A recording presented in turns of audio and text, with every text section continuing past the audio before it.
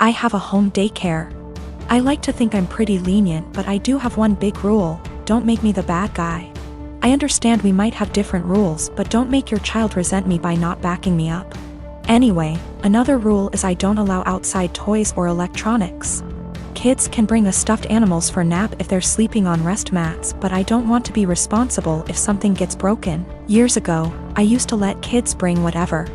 Then a cheap McDonald's toy broke by accident, kid was upset and mom got mad at me. So now it's a hard rule. Most are okay with it. But I have a new kid, whose mom wanted him to bring his tablet because he needs it. I said sorry, but no. I'm not going to be responsible for it. We went back and forth, but finally she just says fine.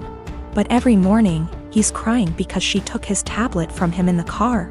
She always gives me this look and says, "Miss Lucy says no tablet."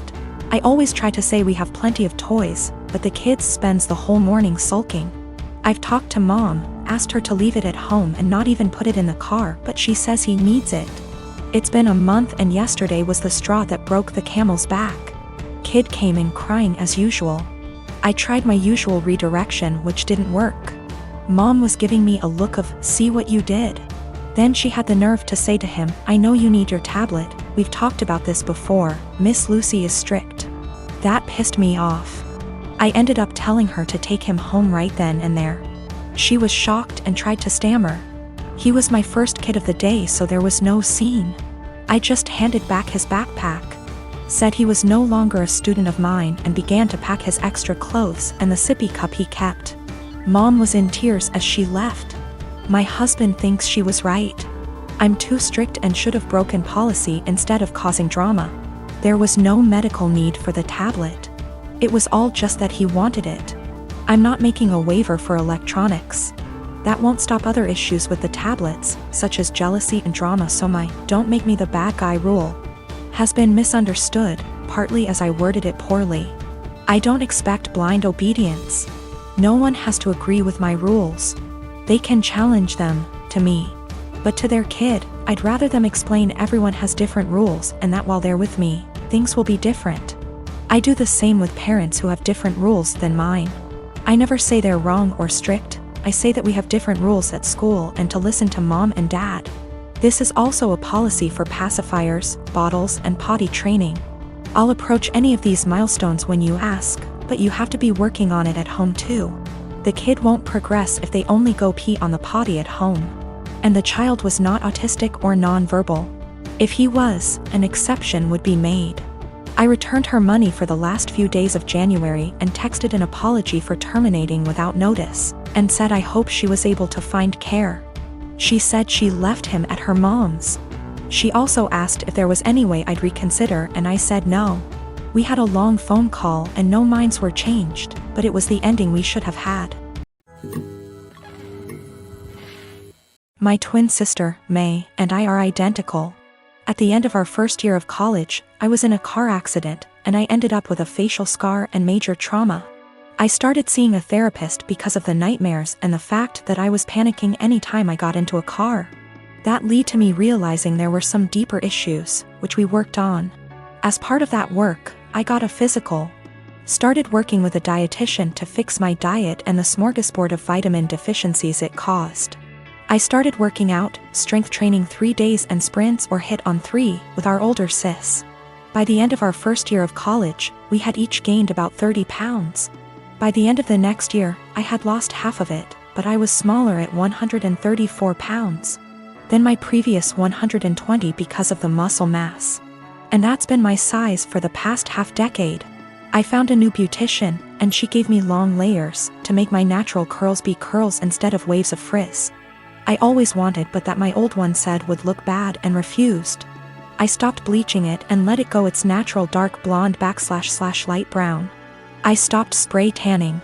Again, that's been my look for the past 5 years.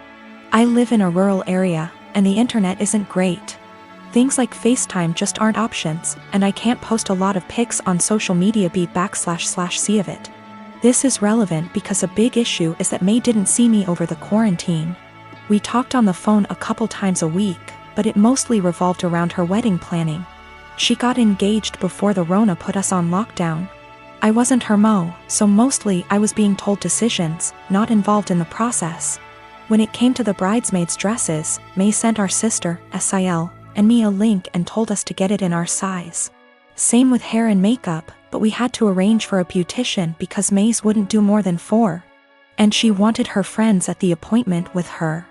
Except she didn't do a bachelorette party with us, she did with her friends, or rehearsal dinner. So May didn't see any of us until the start of the wedding. She was livid. Apparently, she thought we would have stopped working out because of the Rona, even though we did it at home. Or that we would have stopped when she announced her engagement, so we didn't upstage her. She was mad because I didn't try to hide my scar and didn't tan, thought it would be implied. She made several snide remarks before throwing a drunk temper tantrum at the reception, basically accusing the 3 of us. But me ESP of trying to upstage her. I don't have that excuse B//C I was a DD so sober, but I, quite famously, have a low tolerance for angry or crying drunks. I told her, if you're so insecure, you should have got off your ass instead of expecting us to lay on ours to make yours look better. It only got worse. Our family is on my side B//C I didn't start it or do anything. But his family and her friends are giving me shit. There's this girl that lives in my uni halls. We're not roommates but we are flatmates. We are both 19 years old. Let's name her Kaya. I met her in September when we started university and moved into halls. We're not best friends but we are friendly. We don't really spend much time together. Over time, my friends noticed that Kaya tried to copy me in everything. It started slowly, accessories and some clothes. Nothing major. I didn't even notice until people started pointing it out to me. I have a rather distinct style and she started copying it. I don't know the style and she's free to wear what she likes, but it's the exact same copies of my outfits, which is very odd. But then, it started going further. I dyed my hair, she dyed her hair. I bought something for my room, she bought the same thing. I started chatting with a guy. She became obsessed with that guy to a point that whenever I had a male friend or guy I was interested in over, she would go out of her way to try and get their attention, coming down to the kitchen in nothing but a towel. She never used to do it, etc. And she would do anything to attract attention. Now, don't get me wrong, I couldn't care less if the guy was looking, and even if it was my boyfriend looking. I'd have a beef with him, not her, but the blatant attention-seeking behavior was just odd. I joined societies and sports, and after she found out, she joined the same ones I did. Basically, everything I do, she copies eventually. It's just really creepy, but I haven't said anything. I wouldn't even know what to say. Over the Easter break, my friend and I were at my family house, a bit drunk, and decided to test out whether Kaya really copies everything I do. I made a post on social media about shaving my head. My friend does hairdressing and she helped me out faking shaved head, and I posted a photo with shaved head. I deleted the photo few days later and forgot about this whole thing. After Easter break was over, we had uni exams and I was focusing on that. Imagine my shock when I came back and Kaya had shaved head. And she was pissed when she saw me. She started shouting how I lied to her and why would I do that. She went on and on and on, really angry. Admittedly, I ignored her and hid in my room. She sent me a text telling me that she expects me to pay for her wig as it's my fault she shaved her head. I replied that absolutely not, that it was not my fault and she decided on her own to do that.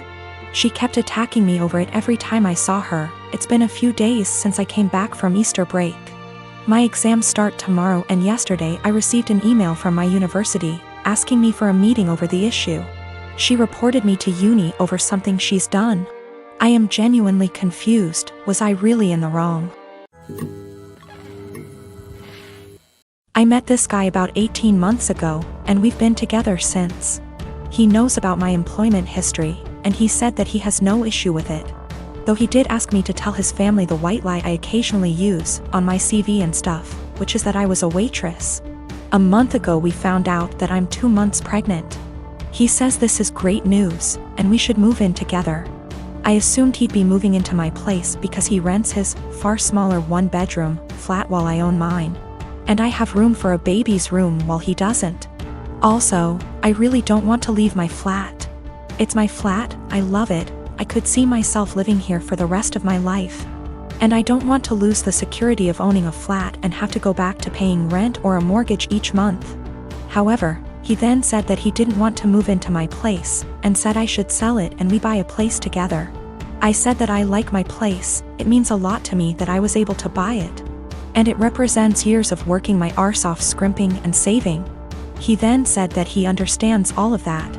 But we should be living together by the time the baby comes, and he didn't want to live in my flat. I asked him why not. It's a great flat, it's central to everything, it's spacious, it's got room for all his stuff. There's a daycare in the building, run / owned by another tenant, and a school 5-minute walk away, the list goes on. And he said that he didn't want to live in a flat that was bought with stripper money. That really pissed me off, and I told him no. Way am I selling my flat, and that he never had an issue with my stripper money paying for this flat before now. I said I wasn't giving up the security of owning a home for someone who tries to make me feel ashamed about something I don't feel ashamed of. He said that his point is if I sold the flat then we could get a new place with the money from the sale. I said, wouldn't that still be stripper money? And he said that's different, and I asked how. He then said he was going back to his place because I can't talk to you when you're in this state. He's gone back to his flat now, and he's texted me saying I'm overreacting / irrational, and I need to think of this realistically, rather than emotionally. He says he wouldn't feel right raising a child in my flat knowing how I purchased it, and selling back / moving is the best idea of all of us, not to mention the fact he isn't on the deed because it's my place and it would never feel like our place because of this.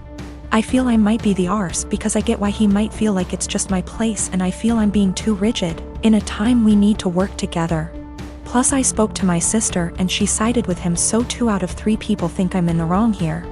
I dumped him. There was a whole conversation, and during the conversation he said he didn't want to be a parent if I wasn't willing to do everything he wanted, including sharing a house back / deed, plus staying together. Also, at the start of the conversation I said what a few people suggested, which was that I'd be willing to sell and split the house with him, provided he paid 50%, and he got very, very angry. Very, very quickly. He also said a few other things, how it's all going to pan out just yet, but it looks like I'm going to be a single mother.